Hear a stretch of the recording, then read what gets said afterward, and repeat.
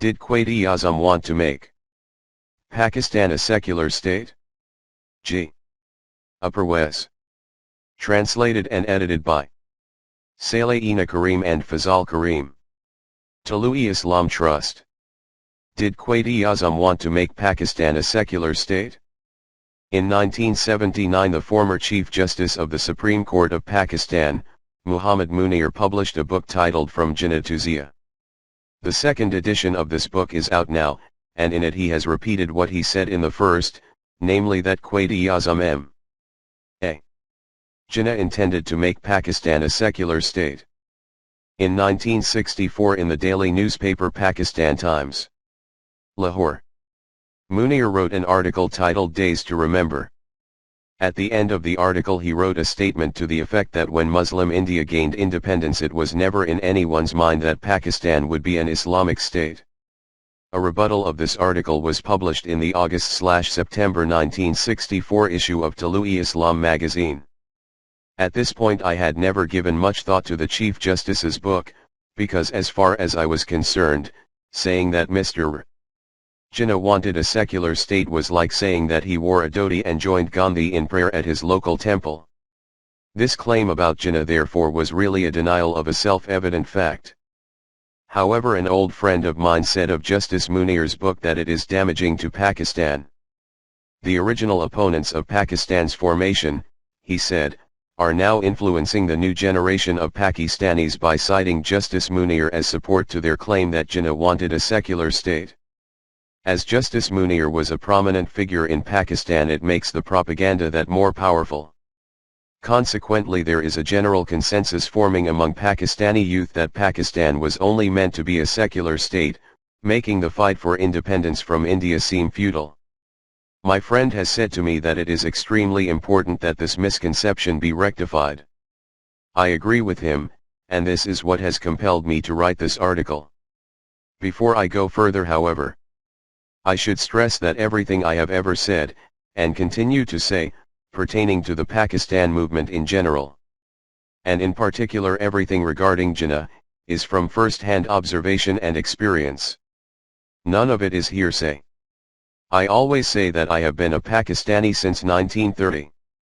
In 1930, during his presidential speech in Allahabad, Dr. Iqbal said that Islam as a living force is only possible in a free state. And hence Iqbal planted the idea of having a separate state into the minds of the Indian Muslims. Later, when Jinnah took up the torch from Dr. Iqbal and led the movement to independence, I aided him to the best of my ability, either at his side or under his leadership, for around 10 years, and at the same time I held down a regular job. The Talloohi-Islam files of that period are a testament to the contribution I made to the Pakistan movement. In 1948, after Pakistan's independence, Talloohi-Islam was relaunched in the new country. Its objective was to preserve the truth of the ideals and the intentions behind Pakistan, and over time it has gained nationwide fame for its efforts. Hence, when I say that I speak from experience, I can also provide solid proof from Talloohi-Islam's records. After all, without proof, the facts of history are usually mutilated. Everything that I will tell you here about Jinnah is taken from his speeches and lectures, which have been recorded in print for all to see. Justice Munir has made his claims in the following words. Quaid-e-Azam wanted a secular democratic government, in which religion would be an affair of the individual and will have nothing to do with the administration of the state. That the object was to establish a religious state in that region was neither in Quaid-e-Azam's mind nor in that of Allama. Learned. Iqbal. On March 25, 1949, Khan Liaquat Ali Khan, Sikh, moved in the Constituent Assembly a resolution which is called as Sikh, the Objectives Resolution. If the resolution had been moved in the lifetime of Quaid-e-Azam and had been endorsed by him, much of the confusion that appeared subsequently would have been avoided. But Liaquat Ali Khan knew that the Quaid-e-Azam would not agree to any such resolution, as it was directly opposed to the views he had publicly expressed more than once. And it was a complete contradiction of his idea of a modern democratic secular state. he has corroborated his claims with the following two pieces of evidence. Jinnah had repeatedly said that there would not be a theocracy in Pakistan. From this Munir infers that Jinnah sought a secular state. Jinnah's speech of August 11, 1947, which Munir has described as one of the clearest expositions of a secular state. Before I continue, I need to make clear what Jinnah's vision was for Pakistan. With all due respect to Chief Justice Munir, I am compelled to say that the above statements are based on a weak premise. Theocracy is as much an antithesis to Islam as secularism is. Hence Jinnah was just as opposed to secularism as he was to theocracy. In fact, he described what theocracy is in a speech that he delivered to the United States in February 1948, in his capacity as Governor-General of Pakistan. The Constitution of Pakistan has yet to be framed by the Pakistan Constituent Assembly. I do not know what the ultimate shape of this constitution is going to be, but I am sure that it will be of a democratic type, embodying the essential principles of Islam. Today, they are as applicable in actual life as they were 1,300 years ago. Islam and its idealism have taught us democracy. It has taught equality of men, justice, and fair play to everybody. We are the inheritors of these glorious traditions and are fully alive to our responsibilities and obligations as framers of the future Constitution of Pakistan. In any case, Pakistan is not going to be a theocratic state, to be ruled by priests with a divine mission. In the last sentence of that broadcast, Jinnah clarified that theocracy is a system in which political control is handed over to the religious elite so that they can fulfill what they believe to be God's mission. Jinnah opposed this political system because it is un-Islamic. Indeed, the Quran was revealed for the very purpose of abolishing theocracy. The most saddening part is that Chief Justice Munir cited the very same broadcast above, but only up to the sentence, "We are the inheritors of these glorious traditions and are fully alive to our responsibilities and obligations as framers of the future Constitution of Pakistan." The very next sentence, in which Jinnah clarified the definition of theocracy, was conveniently omitted. Chief Justice Munir's high social status makes it difficult for me to criticize him. But what would be the outcome if Munir's handling of the evidence came up in a court?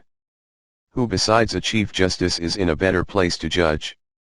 Like Iqbal, Jinnah was heavily opposed to theocracy. This is because the theocratic system and the Islamic system are diametrically opposed. Unfortunately, there is insufficient room here to go into the details of what Dr. Iqbal wrote in opposition of theocracy, but there is one statement he made that deserves some attention. In one of Lahore's daily newspapers, Roznama-Inqilab, Iqbal made a nationwide statement. "The great potential of your deen is trapped inside the old, decaying superstitions of the mullahs and theologians, and is desperate to be set free. Spiritually, we are imprisoned behind the wall of our circumstances and emotions, which we ourselves have built up over the centuries. It is shameful for us elders that we are failing to prepare our youth to deal with future economic, political, and even religious crises. It is necessary that the whole nation immediately change its present mentality, so that once again it may have fresh dreams and hopes for achieving their goal." Iqbal also made it clear that this sort of revolutionary change requires an immense intellectual struggle. And this will only be possible if the world of Islam approaches it in the spirit of Omar, the first critical and independent mind in Islam who, at the last moments of the Prophet, had the moral courage to utter these remarkable words: "The Book of God is sufficient for us."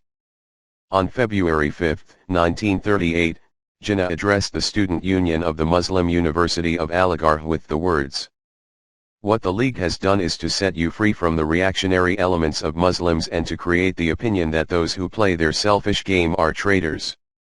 It has certainly freed you from that undesirable element of Malvis and Maulanas." From the above it is clear that Jinnah opposed theocracy. On April 10, 1946 he made this point even more clear when he gave a speech at the conclusion of the Muslim Legislators' Convention. What are we fighting for? What are we aiming at? It is not theocracy, not for a theocratic state. Jinnah was in fact aiming for an Islamic state, not a theocratic one. What constitutes an Islamic state is a vast subject, and I have already written hundreds of pages on it. However, the bottom line is that in an Islamic state no human being has the right to govern another. Jinnah made this same point whilst attending a conference held with students at Osmania University in Hyderabad, Deccan, in 1941. In fact, he made the point so firmly and succinctly that no further explanation was necessary. There is a special feature of the Islamic State that must not be overlooked. Here obedience is due to God, and in practice this means observing Quranic principles and injunctions. In Islam, authority belongs neither to a king, nor to a parliament, nor to any individual organization. Quranic injunctions determine the limits of our civil liberties and obligations in the political or social context. In other words, the Islamic State is the name of the authority that enforces Quranic principles and injunctions, and this in turn requires a territory. From this statement we hope that Chief Justice Munir will have realized what type of state the Jinnah wished to establish rather than theocracy. So what was the reason for the struggle for independent Pakistan, and why was there so much opposition against Jinnah? The only reason for the opposition was that Jinnah sought to establish an Islamic state, whilst his opponents, i.e., the Hindus and the Muslim nationalists, were in favor of a secular state. Once again, there is insufficient room to cover the history in detail here, so I will provide only a few examples. When Jinnah demanded the formation of a religious state, i.e., one based upon the deen, the well-known leader of the Congress of the time, Mr. Vallabhbhai Desai, declared during speech to the Indian Legislative Assembly, "I desire at once to repudiate the correctness of one statement which I have read out to you. That religion, race, or language raise differences which have a disruptive effect in human society as is claimed. The histories of the world of today and of its greatest democracies are evidence to the contrary. The only things that unite the national consciousness of a people are political and economic interests. I am therefore one of those who do not believe that diversity of language or race has got any relation whatever to the necessities of a political and economic unity. And, coming to the last point, I hold that religion should have the last place in creating any diversity in the matter of nationality.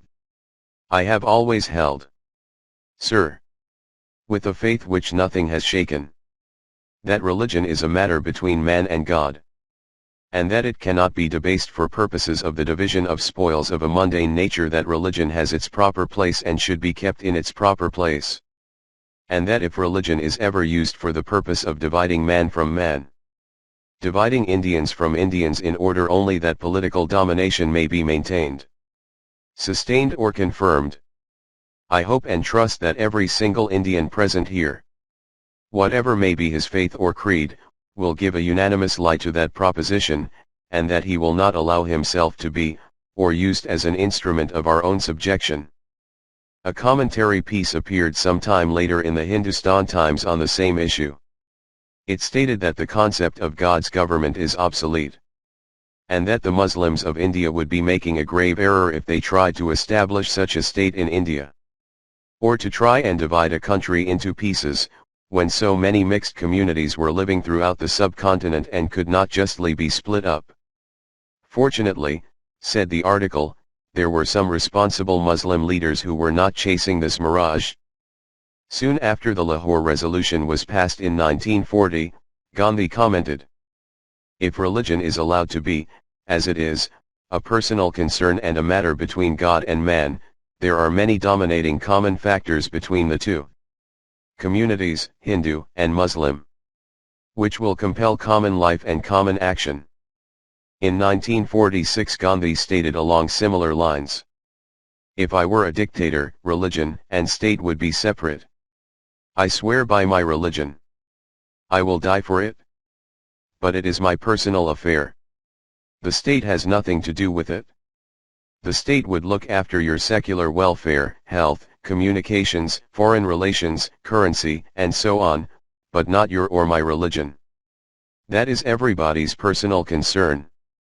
Gandhi had made the above statement in response to a letter he had received from Jinnah on January 21, 1940, in which Jinnah had written, "Today you deny that religion can be a main factor in determining a nation. But you yourself, when asked what your motive in life was, the thing that leads us to do what we do, whether it was religious, or social, or political, said, purely religious. This was the question asked me by the late Mr. Montague when I accompanied a deputation which was purely political. How you, social reformer, he exclaimed, have found your way into this crowd? Sick. My reply was that it was only an extension of my social activity. I could not be leading a religious life unless I identified myself with the whole of mankind, and that I could not do unless I took part in politics. The gamut of man's activities today constitutes an indivisible whole. You cannot divide social, economic, political, and purely religious work into watertight compartments. I do not know any religion apart from human activity. It provides a moral basis to all other activities which they would otherwise lack, reducing life to a maze of sound and fury signifying nothing.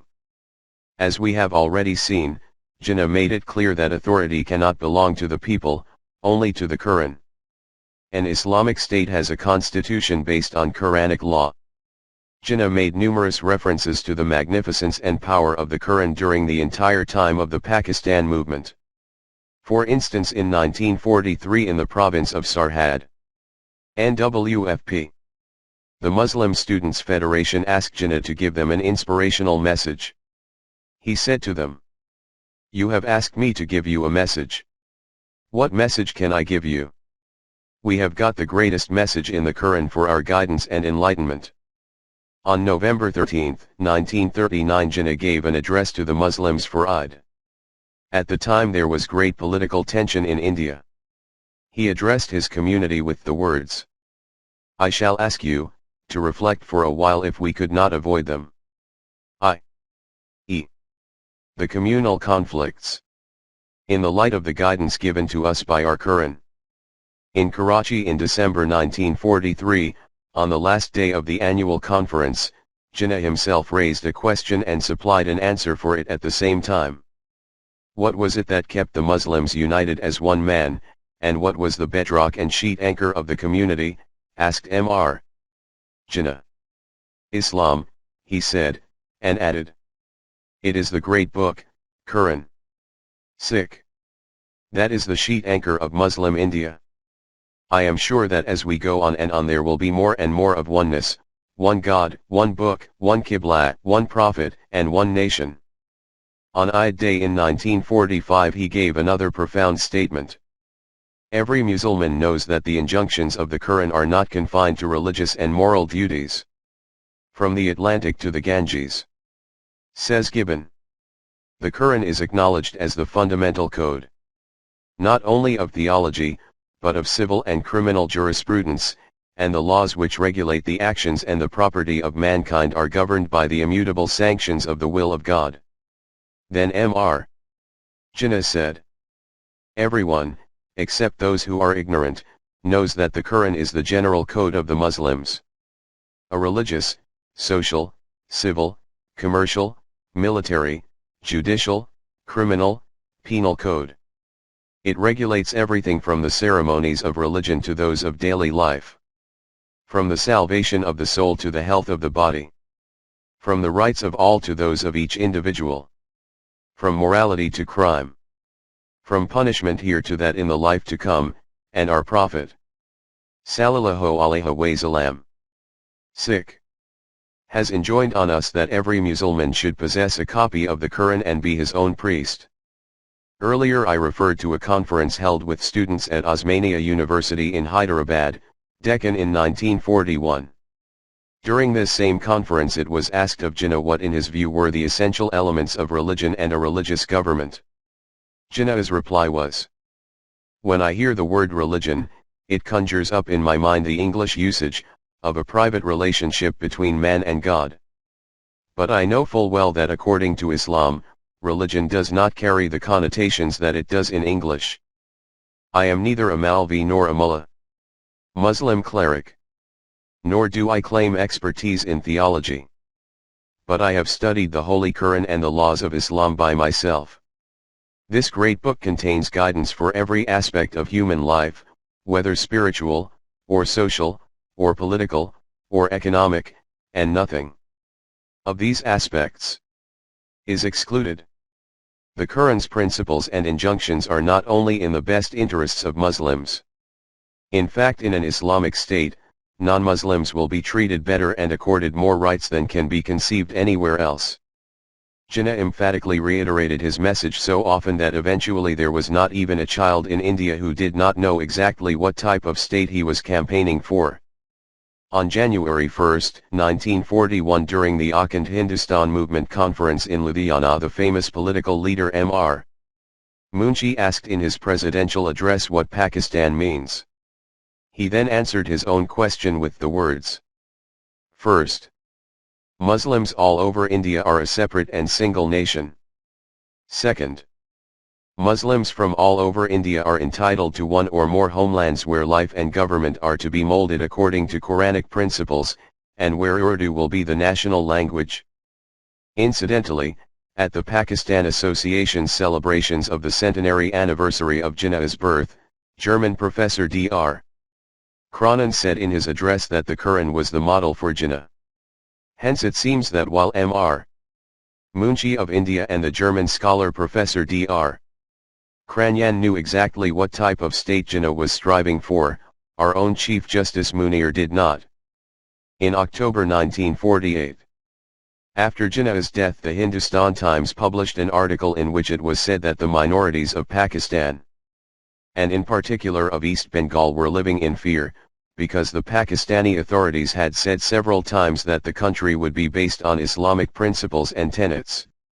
The article went on to say that the issue of Kashmir could be peacefully resolved, and Pakistan abandoned its objective to establish an Islamic state, resolving instead to become a modern democratic state.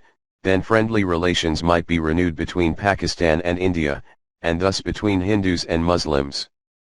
Has Chief Justice Munir realized the actual nature of the struggle between Muhammad Ali Jinnah and his opponents? Jinnah sought an Islamic state, and his opponents sought a secular one.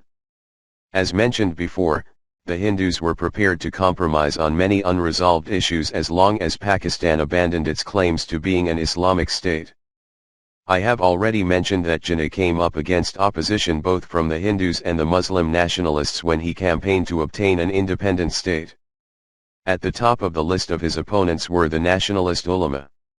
If we examine the motive behind their opposition, it will provide an insight into what Jinnah's objectives were as compared with theirs.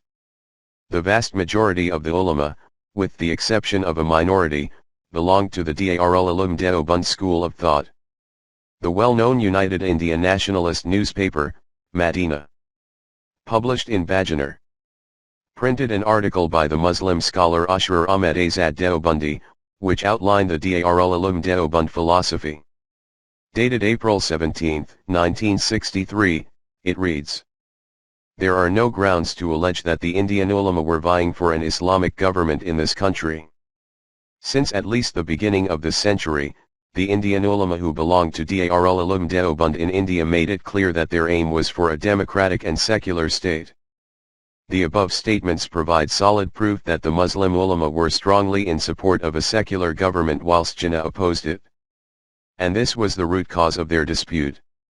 A secular system is one in which people of all faiths can practice their beliefs, worship, customs, rituals, and personal laws freely.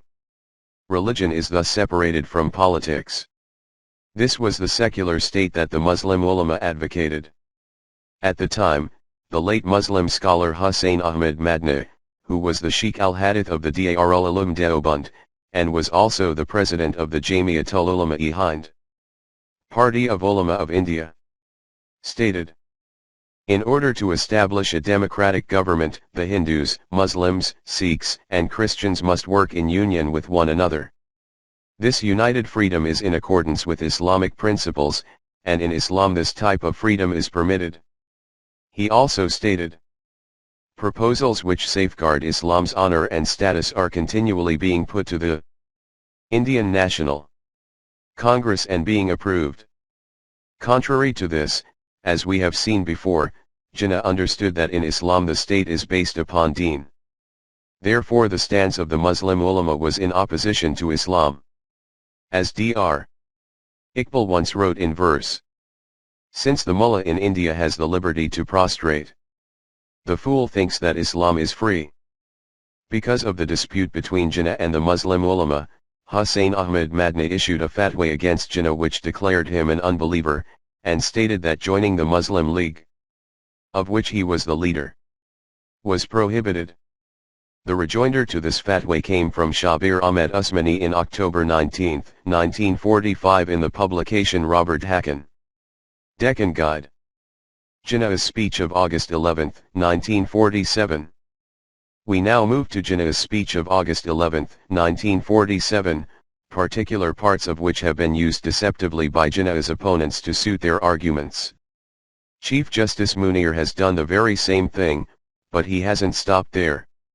Not only did he manipulate Jinnah's speech to provide biased evidence that he sought a secular state, he was even been bold enough to use that same evidence to imply that Jinnah defied the two-nation theory. Hence not only has he denied the notion of Pakistan as an Islamic state, but he has also attempted to destroy its foundational basis. The reality, however, is that when Jinnah was appointed as the president of the First Constituent Assembly for Pakistan, he gave a speech in which he briefly explained the events leading up to the partition of India, such as the enmity between the Hindus and Muslims.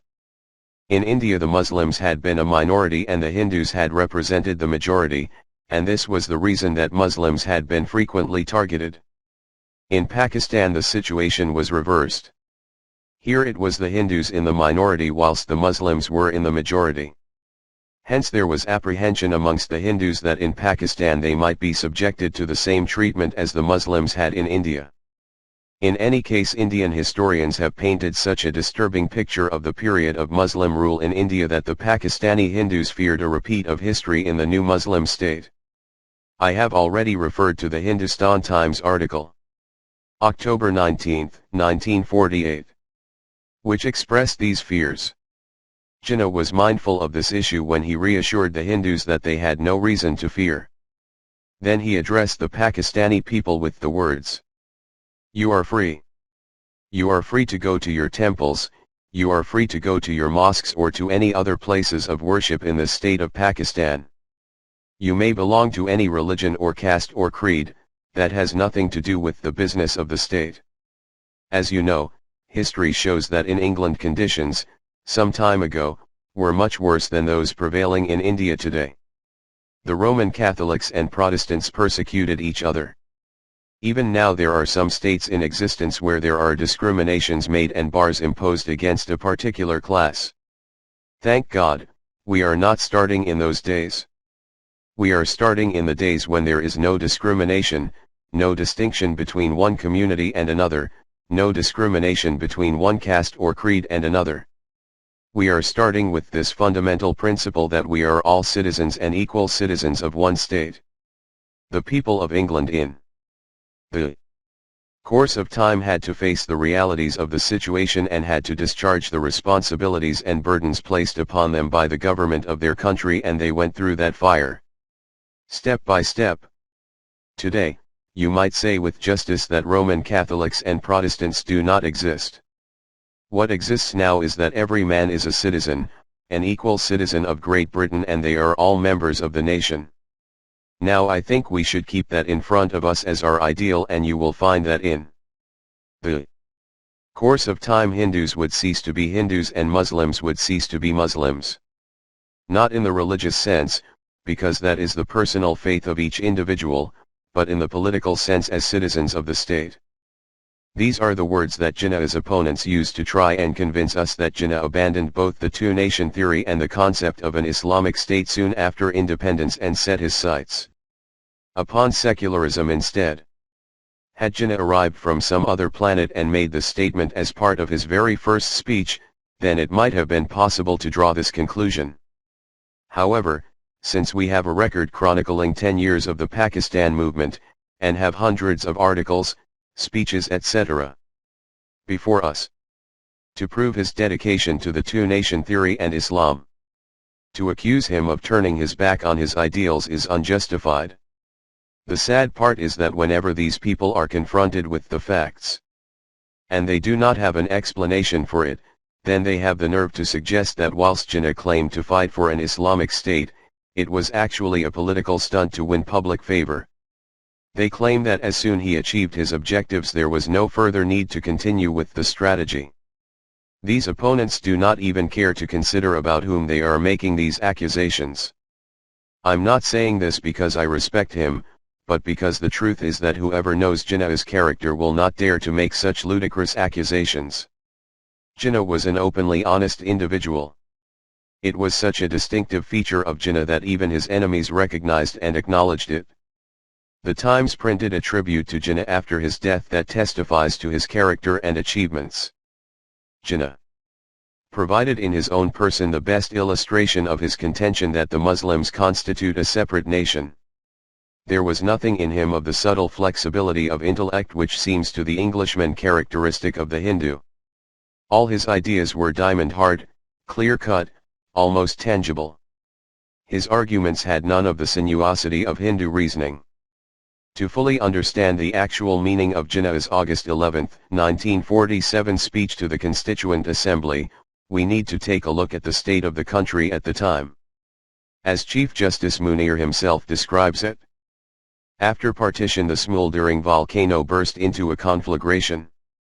Hindus and Sikhs in the East Punjab and Muslims in West Pakistan killed each other as if their victims were no better than animals. Retaliation followed retaliation till the whole province turned into a seething cauldron of hate and humanity among Muslims and non-Muslims, sank to the lowest depths of degradation and savagery. Escorted caravans and trains proved illusory and unsafe means of transport. Sometimes the whole caravan was practically slaughtered and it arrived in Pakistan with more dead than the living. Abduction and rape flourished on both sides of the border, and hundreds of children were transfixed with spears and their bodies were publicly carried on the spikes. Obviously the barbaric chaos in India had caused a backlash in parts of Pakistan, and subsequently non-Muslims, and in particular Hindus, were uncertain about their future. Bearing in mind that this was a country that was not a day old, with no army, and which had no economy as such, what must have been going through the mind of its founder under these difficult circumstances? Mark also that within Pakistan itself there were forces bent on destabilizing the new state. By fueling the fears of the non-Muslim minorities as well as provoking them to fight back against the Muslims. At the same time there were some newspapers in India spreading propaganda relating to Pakistani cruelty against its Hindu minority. Hence it was vital for the Pakistani minorities to be assured that they were safe and would be protected from harm, and would not face discrimination based on their religious beliefs. These were the circumstances in which Jinnah had to deliver his first speech. For the most part Jinnah had a very balanced, rational personality. He rarely let his emotions get the better of him. However, considering the state of the country and the enormous responsibility he had to bear, for him to be at least partially emotional was understandable. As I mentioned earlier, Jinnah wanted to assure the minorities that they were entitled to the same civil protection as the Muslim majority. His speech was styled purely to reassure the public and prevent civil unrest. Though I accept that he was uncharacteristically emotional, and thus he was not as careful with his choice of words as he normally would have been. Hence to conclude that Jinnah fought a 10-year battle for an ideal, only to throw it out the moment he achieved Pakistan's independence, is a grave injustice. No rational human being would ever accept such an idea. Now let us take a look at how this speech was received by the non-Muslim minorities. Did they perceive that Jinnah sought to bring together the non-Muslims and Muslims in a secular state, or did they perceive the speech to relate merely to protecting the minorities? Mr. Joshua Fazl-ud-Din, deceased, was a very famous Christian leader. When President Ayub, deceased, appointed the Law Commission for Pakistan, Mr.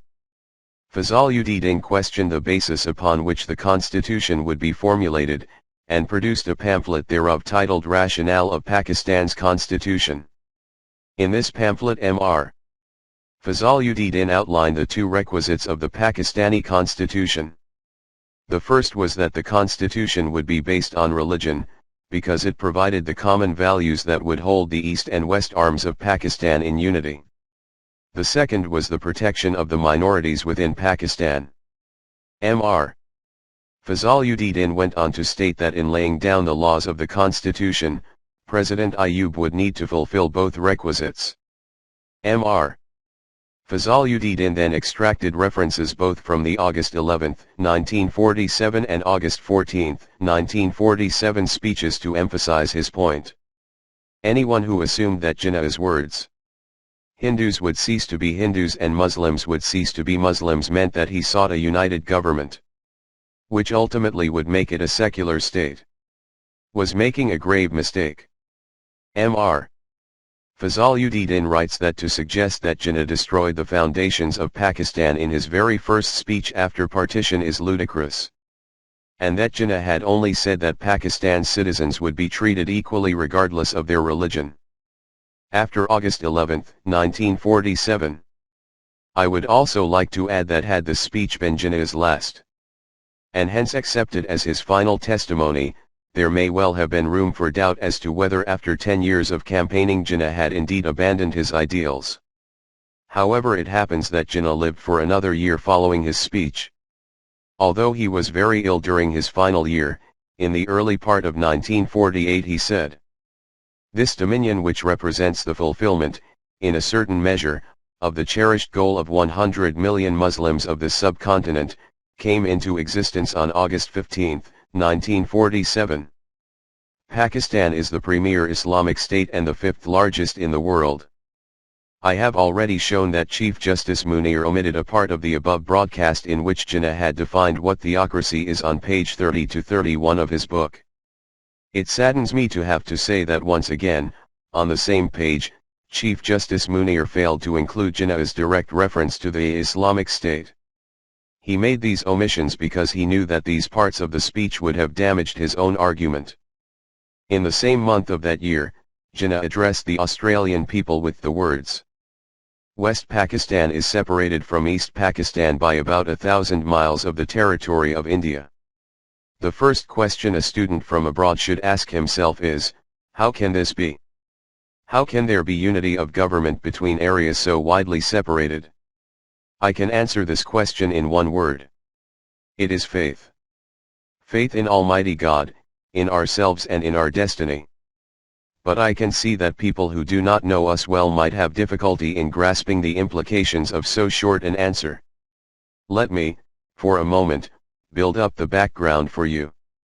The great majority of us are Muslims. We follow the teachings of the Prophet Muhammad. Peace be on him. We are members of the Brotherhood of Islam, in which all are equal in rights, dignity, and self-respect. Consequently, we have a special and a very deep sense of unity. But make no mistake, Pakistan is not a theocracy or anything like it. Islam demands from us the tolerance of other creeds, and we welcome in closest association with us all those who, of whatever creed, are themselves willing and ready to play their part as true and loyal citizens of Pakistan. Not only are most of us Muslims, but we have our own history, customs, and traditions, and those ways of thought, outlook and instinct which go to make up a sense of nationality." Emphasis added. Had we successfully based the Constitution of Pakistan on Quranic values and at the same time ensured a widespread education on the implication of these values, then East Pakistan 58 would never have become separated. The fundamental reason that East Pakistan became independent is that the Quranic ideals that unite the Ummah were forgotten, and the concept of race and nationalism was imposed in its place. The result of this was disunity, and hence the division of Pakistan followed. Faith, in Allah, in oneself, and in the future, was the firm foundation upon which Pakistan was built. Again, I should mention that Chief Justice Munir cited the above speech to the people of Australia on page 31 of his book, but he omitted the part in which Jinnah mentions faith. On April 7, 1948, at the Government House in Peshawar, Jinnah said to the tribal jirga, "Tribal jury, we Muslims believe in one God, one book, the Holy Quran, and one Prophet. So we must stand united as one nation." On February 14, 1948, in Sibi Darbar, Baluchistan, Jinnah said in part of his speech, "I have had one underlying principle in mind, the principle of Muslim democracy. It is my belief that our salvation lies in following the golden rules of conduct set for us by our great lawgiver, the Prophet of Islam. Let us lay the foundation of our democracy on the basis of truly Islamic ideals and principles. Our Almighty has taught us that our decisions in the affairs of the state shall be guided by discussions and consultations. Following the partition of India, when the British, Hindus and Sikhs conspired heavily against us, the whole Pakistani nation was feeling dejected and disheartened. It was around this time that Jinnah delivered an uplifting speech at Lahore University Stadium on October 30, 1947, which gave the Muslims a much-needed morale boost. We have been the victims of a deeply laid and well-planned conspiracy executed with utter disregard of the elementary principles of honesty, chivalry, and honor. We thank Providence for giving us courage and faith to fight these forces of evil. If we take our inspiration and guidance from the Holy Quran, the final victory, I once again say, will be ours. Now I ask any intelligent person, are these the words of an advocate of a secular state? There is much more that can be said on this subject, and I have spent the past 30 years writing about it. However, I will not discuss this subject much further, except to provide one more case in point. The Chief Justice wrote, "The Quaid-e-Azam never used the words ideology of Pakistan. For 15 years after the establishment of Pakistan, the ideology of Pakistan was not known to anybody." The basic premise of Jinnah's 10-year campaign, as he stated repeatedly, was to establish an Islamic state. Taking this fact into account, the question of whether or not Jinnah used the specific phrase ideology of Pakistan is irrelevant. For in any case, it happens that Jinnah did use these words. For example, he said during an interview with a representative of the Associated Press America on November 8, 1945, that Pakistan would be a Muslim state. In the same speech he also referred to the theory of Pakistan.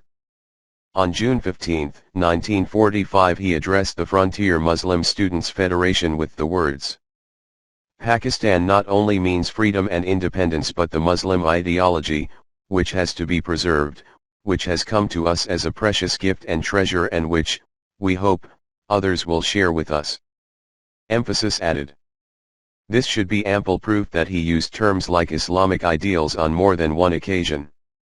The Chief Justice's claim that Jinnah never used this term, and that no one had even heard of the idea until 15 years after independence, is hence baseless. However, if people wish to verify this fact for themselves, they can always consult the records which have been archived by Tulu-e-Islam, which contain numerous pieces on the subject of Islamic ideology. The purpose of this article has been to refute the false claims about Pakistan and its founder that have damaged their reputation. Unfortunately, my voice alone is not enough to be heard above the very loud propaganda broadcast in every corner of the country. The letter of lament I received from a Tulu-e-Islam magazine reader gives us an insight into how widespread that propaganda is. It was printed in the weekly magazine Al-Fatah, page 2, issue 28, September week 11 to 18, 1980. The letter reads, "Someone recently sent me a copy of an article titled Quaid-e-Azam Kisan Nizami Hakumat Shah-te. What sort of political system did the Quaid-e-Azam seek?" Written by the well-known political leader, the late Abdurrahman Siddiqui.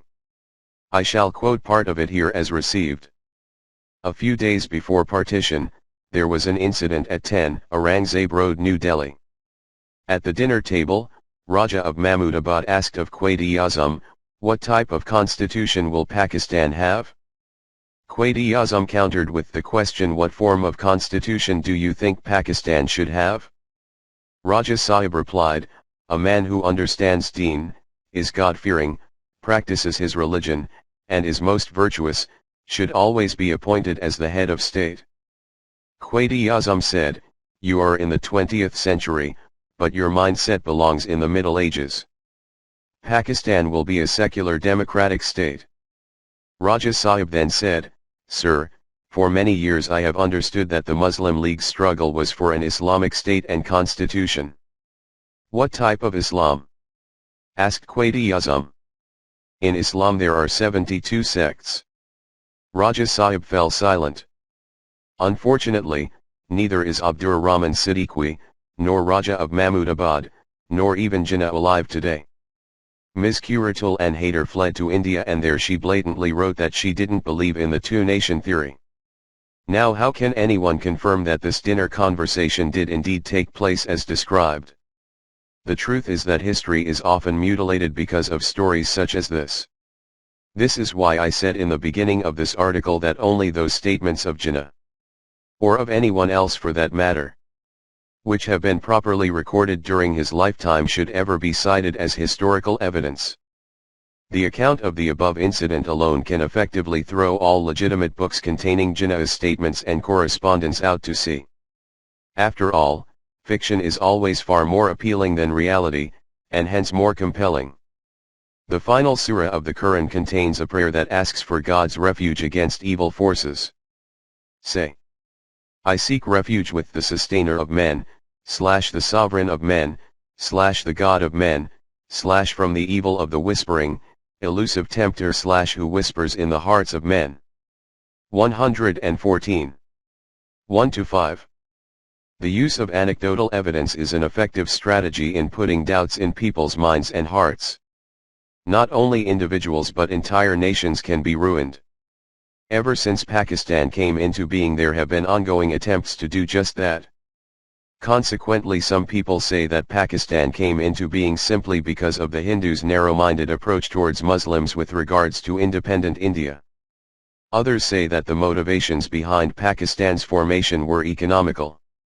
A professor from Karachi, Kamaruddin Khan, has taken his argument as far as saying that there is nothing in the Quran referring to an Islamic state or polity.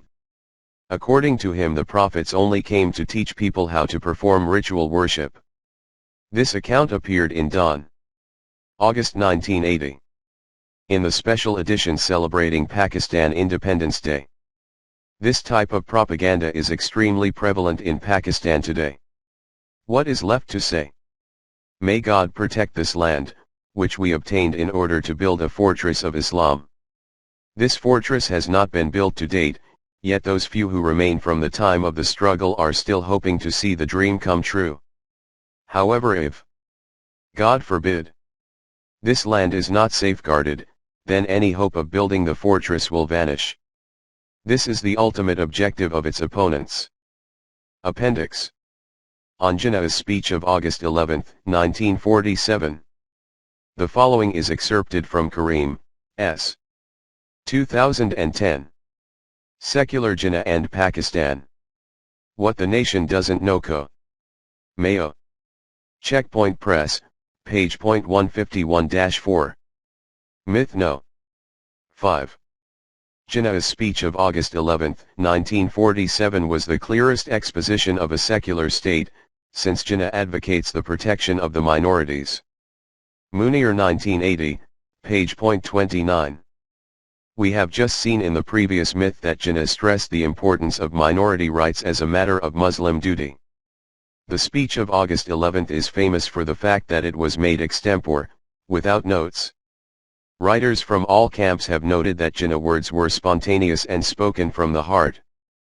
Pro-secularist commentators have stated that in this speech he revealed his preference for a secular Pakistan. They quote the August 11 speech primarily because of the following statements. The following passage is taken from Munir's book. You may belong to any religion or caste or creed, that has nothing to do with the business of the state. Here, We are starting in the days when there is no discrimination, no distinction between one community and another, no discrimination between one caste or creed or another. We are starting with this fundamental principle that we are all citizens and equal citizens of one state. Loud applause. Now I think you should keep that in front of us as our ideal, and you will find that in the course of time Hindus would cease to be Hindus and Muslims would cease to be Muslims. Not in the religious sense, because that is the personal faith of each individual, but in the political sense as citizens of the state. In fact, Jinnah made the statement because in the past history of many countries the religion of the majority has led to discrimination against other religions and minorities. The same is true of some countries even today. As you know, history shows that in England conditions, some time ago, were much worse than those prevailing in India today. The Roman Catholics and Protestants persecuted each other. Even now there are some states in existence where there are discriminations made and bars imposed against a particular class. Today, you might say with justice that Roman Catholics and Protestants do not exist. What exists now is that every man is a citizen, an equal citizen of Great Britain, and they are all members of the nation. He spoke of the dangers of sectarian discrimination, and this of course is the known history behind the development of the secular state, which is designed primarily to prevent sectarian tyranny. However, whilst today's secular states may or may not enforce this principle depending on the mindset of their peoples, in a systemic expression of Islam the enforcement of the principle of universal civil rights is mandatory, since it is a core principle of the Quran. A bona fide Islamic state is duty-bound to protect the rights of all human beings, whatever their color, caste, or creed. We have conferred dignity on the children of Adam. 1770. Jinnah may have referred to the history of Europe, but this does not automatically mean that he was inspired by dualist secularism. Looking at his speeches in toto, we can safely say that it was the Quranic principle that inspired his call for toleration and equality. Even in his pre-partition speeches he had linked so-called secular or humanist principles e.g. fair play and justice to Islam on numerous occasions. The acid test of success of any government of a representative character is that the minorities must feel that they will have fair play and justice. I am confident that when the time comes, the minorities in our homelands will find that with our traditions, and our heritage and the teachings of Islam, not only shall we be fair and just to them but generous. We believe in action, we believe in statesmanship and in practical politics. The words justice and fair play are in fact the English equivalents of the Quranic words adl, justice, and ihsan, indemnification. Allah enjoins justice and kindness, and giving to kinsfolk. 1690. Here again Jinnah refers to Islamic teachings as his inspiration for the treatment of non-Muslim citizens. The great majority of us are Muslims. We follow the teachings of the Prophet Muhammad. Peace be upon him. We are members of the Brotherhood of Islam, in which all are equal in rights, dignity, and self-respect. Consequently, we have a special and a very deep sense of unity. But make no mistake, Pakistan is not a theocracy or anything like it. Islam demands from us the tolerance of other creeds, and we welcome in closest association with us all those who, of whatever creed, are themselves willing and ready to play their part as true and loyal citizens of Pakistan. Jinnah has spoken out against theocracy and reminded his audience that equality and tolerance are part and parcel of Islam. This passage is particularly significant since it is taken from a speech made well after partition, and well after August 11, 1947. Here is yet another example that Jinnah claimed to be inspired by Quranic rather than secular idealism. In 1943, the Morning News reported, "As far as we are concerned, Mr. Jinnah said, we make this solemn declaration and give this solemn assurance that we will treat your minorities not only in a manner that a civilized government should treat them, but better, because it is an injunction in the Quran to treat the minorities so. It seems rather inconceivable that someone who had taken his beliefs on human rights from Islam and the Rasul would suddenly announce that he was a secularist. Furthermore, it is significant that the word secular never once appears in any of his speeches on Pakistan. The speech of August 11, 1947 is no exception. It is only due to a confused understanding of secularism and Islam that so many people have misconstrued it. The most controversial line in the whole speech is the one in which Jinnah said, "Hindus would cease to be Hindus. And Muslims would cease to be Muslims, not in the religious sense, because that is the personal faith of each individual, but in the political sense as citizens of the state." Some commentators believe that this is a secular statement because of an implied separation of religion from politics.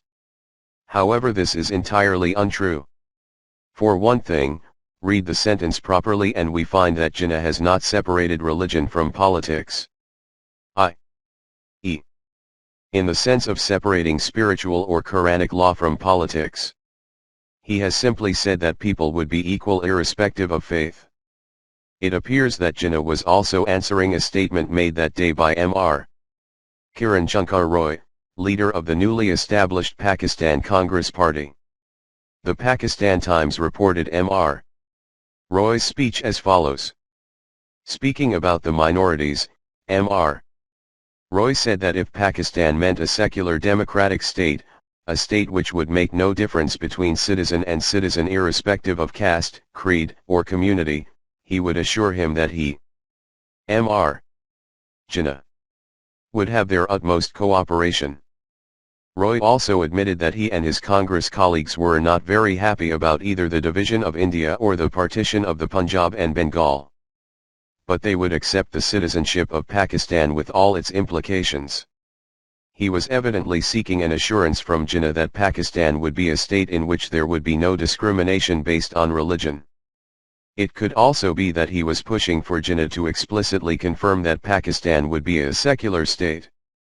Jinnah did indeed assure all minorities of equality before the law, and this was enough to satisfy Roy and other non-Muslims.